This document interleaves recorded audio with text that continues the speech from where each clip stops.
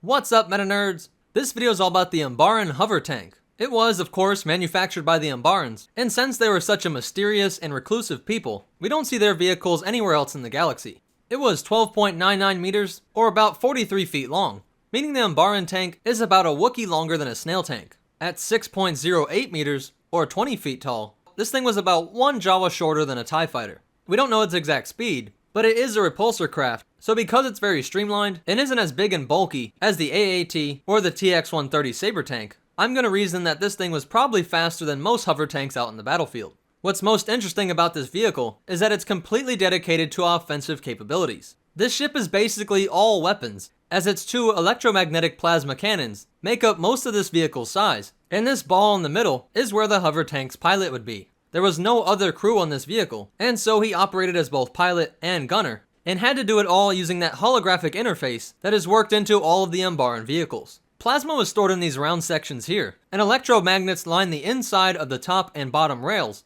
so that when the pilot fired, a burst of plasma was released, accelerated between these two rails, and the ions became arranged in such a way that the plasma ball stayed as one well-defined sphere as it was fired towards the enemy. If you look really close, you can see that these plasma rounds are both very large, but drop off very quickly, as you can already see them arcing towards the ground. But Umbaran tank commanders were very well trained, and knew how to use its alternating fire pattern to rain down these enormous balls of plasma energy all across the battlefront. During the Battle of Umbara during the Clone Wars, the Republic deployed several AT-RTs. Some unlucky clone troopers demonstrated for us just how powerful these blasts are, as you can see that these balls of plasma are nearly as big as the AT-RT itself, and that when it collided with the Republic Walker, it disintegrated the vehicle and its clone pilot. The always resourceful clones were quickly able to realize that the plasma was stored at the base of these guns, and that by firing into the space between the two rails, they were able to disable the gun, and taking it a step further, several well-placed shots into the actual plasma energy reserve resulted in a catastrophic explosion that took out the entire Umbaran hover tank. As we've seen with the Mobile Heavy Cannon, this Umbaran plasma energy is very powerful and can be directed with great accuracy, but if those reserves are ever ruptured, the chain reaction is very intense. Unlike what we saw with the Umbaran Mobile Heavy Cannon, it doesn't appear like the Empire tried to adapt these hover tanks for use within their military.